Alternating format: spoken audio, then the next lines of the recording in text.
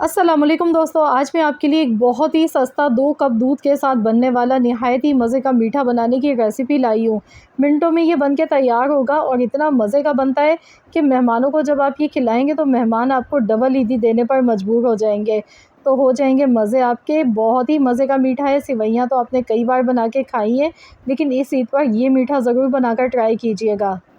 बहुत ही सस्ता और बहुत ही आसान, मुँह में घुल जाने वाला, बिल्कुल ऐसा मीठा है जैसे आपने कोई बहुत ही मज़े की मिठाई खा ली हो।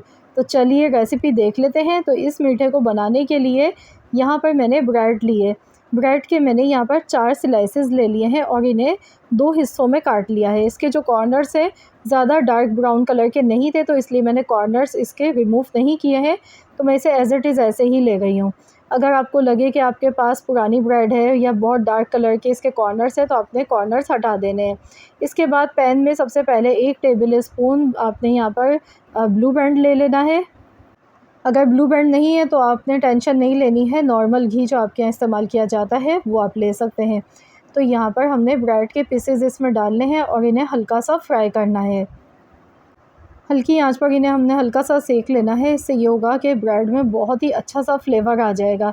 ब्रेड का जो अपना कच्चापन होता है ना, इससे वो ख़त्म हो जाता है। तो यहाँ पर देखिए ब्रेड हमारी अच्छे से सिक चुकी है, तो इसे मैंने निकाल लिया है। अब मैं यहाँ पर दूध ले गई हूँ। दूध यहाँ पर मैं 2 कप ले गई हूँ। 2 कप दूध के साथ ये मज़े का मीठा हमारा आज बन के तैयार होने वाला है। साथ ही में इसमें डाल देंगे 1.5 चम्मच कॉर्नफ्लोर। कॉर्नफ्लोर डालने के बाद इसमें पिसी हुई इलायची का पाउडर डाल देंगे 1/4 चम्मच, इससे फ्लेवर अच्छा आता है। अगर आपके पास सब्ज़ी इलायची का पाउडर नहीं है तो आप यहाँ पर वनीला एसेंस का भी इस्तेमाल कर सकते हैं। तो यहाँ पर मैं इन्हें अच्छे से मिक्स कर लेती हूँ, सारी चीज़ों को अच्छा सा कंबाइन कर लेना है। तो रेसिपी को आखिर तक पूरा फुल वॉच कीजिएगा ताकि कोई भी स्टेप आपसे मिस ना हो। यहाँ पर मैंने इसमें चीनी शामिल की है हस्ब ज़रूरत। तो मैंने यहाँ पर टोटल 3 टेबल स्पून चीनी शामिल की है। मीठा आप अपने टेस्ट के अकॉर्डिंग भी यूज़ कर सकते हैं, जितना मीठा आपको पसंद हो। तो यहाँ मैंने इसे गैस पर रख दिया है। गैस का फ्लेम हमने मीडियम रखा है। मीडियम आंच पर हमने इसे इसी तरह से विस्कर चलाते हुए पकाना है अच्छी तरह से। इससे ये होगा कि इसमें गुठली वगैरह नहीं बनेगी। तो यहाँ देखिए मैं अच्छी तरह से इसे पकाती जा रही हूँ। इसका क्रीमी सा टेक्सचर आने लगा है। अब इसे मज़ीद और क्रीमी फ्लेवर देने के लिए मैं इसमें फ्रेश क्रीम डाल रही हूँ 1 पैकेट। 200 ml वाला 1 पैकेट मैंने इसमें यूज़ किया है। अगर आपके पास फ्रेश क्रीम मौजूद नहीं है, घर में दूध की मलाई मौजूद है, तो वो भी आप इसमें यूज़ कर सकते हैं। हमें यहाँ पर बस इसका जो टेक्सचर है उससे थोड़ा रिच क्रीमी सा फ्लेवर देना है, ताकि खाएँ तो मज़ा आ जाए बस खाने वालों को। तो बस अब इसे मिक्स कर लिया। गैस का फ्लेम हमने बंद कर दिया है। अब हम यहाँ पर एक पैन लेंगे, इसमें हम डाल देंगे आधा कप पानी। आधा कप पानी लिया है, इसमें मैं डाल रही हूँ 2 टेबल स्पून चीनी। चीनी डालने के बाद इसे अच्छी तरह से हमने पकाना है। तो देखिए इसमें बबल्स बनने लगे हैं। तो जैसे इसमें बबल्स बनना शुरू होंगे तो बस 1 डेढ़ मिनट तक पकाएंगे और इसे एक बाउल में निकाल लेंगे। तो यहाँ पर हमने एक सर्विंग डिश ले ली है, जिसमें हमने ये मीठा बना के तैयार करना है। तो ये जो हमने चीनी का और पानी का मेज़ा बनाया था, ये चाशनी इस पर डालेंगे।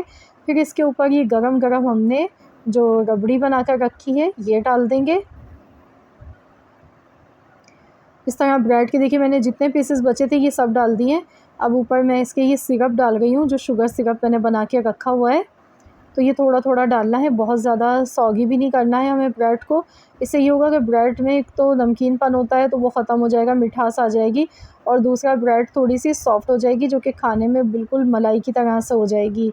तो यहाँ ऊपर सारी रबड़ी आपने ऊपर से इसके डाल देनी है। साथ ही में थोड़े से पिस्ते और बादाम से गार्निश कर लें। जो भी ड्राई फ्रूट्स आपके पास अवेलेबल हो वही आप इसमें डाल सकते हैं। चांदी का वर्क मैंने लगा दिया है। तो अब मैं इसे ठंडा होने के लिए फ्रिज में रख दूँगी 2 घंटे के लिए। 2 घंटे के लिए इसे रखना है ताकि ये अच्छा सा सेट भी हो जाएगा और बहुत ही अच्छा लगेगा। ठंडा होने के बाद आपने भी इसे इसी तरह सर्व करना है मेहमानों को। तो यहाँ पर देखिए 2 घंटे हो चुके हैं फ्रिज में रखे हुए। तो चलिए अब हम देख लेते हैं कि किस तरह का दिखने में ये मीठा लग रहा है। यकीन मानिए आपको ऐसा फ्लेवर आएगा जैसे आप मलाई केक खा रहे हैं। बहुत ही मज़े का फ्लेवर आने वाला है।